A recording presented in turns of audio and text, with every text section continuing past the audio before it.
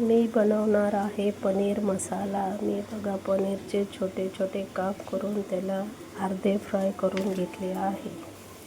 त्यानंतर 2 कांदे, अद्रक, लसूण, 1 टोमॅटो मिक्सरमध्ये बारीक करून 4-5 चमच तेल गरम झाल्यानंतर हा मसाला त्यामध्ये फ्राय करायला टाकला आहे.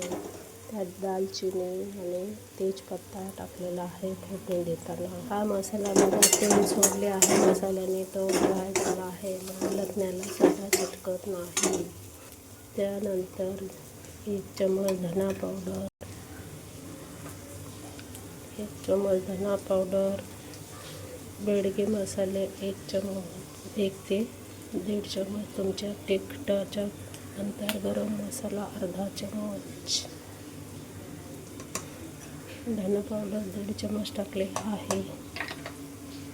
हे बघा असे पूर्ण मिक्स करून घ्यायचे आहे.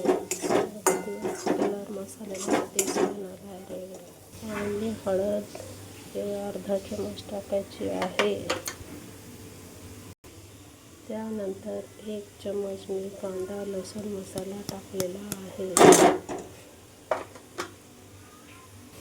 अर्धा चमच ग्रेव्ही होण्यासाठी बेसन पीठ टाकू शकता. पिंक कलर भाजूनच बेसन पीठ भाजून टाकायचं आहे, म्हणून मी साईडला टाकले आहे.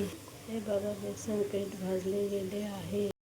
माझ्याकडे पनीर मसाला नसल्यामुळे मी किचन किंग टाकत आहे 1 चमच.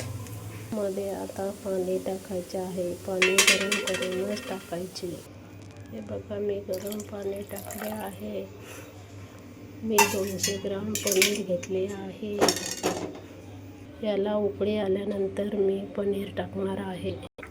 2-3 मिनिटे ही माझा रस्सा उकळलेला आहे. त्यानंतर मी आता कोथिंबीर टाकत आहे ताजी.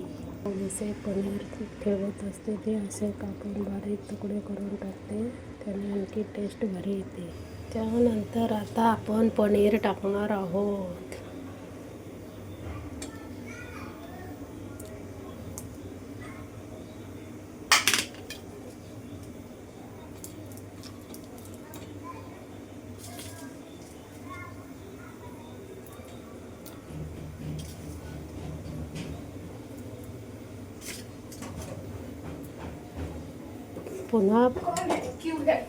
पुन्हा 5 मिनिटं हे पनीर टाकल्यानंतर उकळून द्यायचे आहे. त्यानंतर आपली भाजी रेडी होईल. चवीनुसार मीठ टाकायचे आहे. हे बघा 5 मिनिटं उकळल्यानंतर आपली भाजी रेडी झाली आहे. आता आपली पनीर मसाला भाजी रेडी झाली आहे.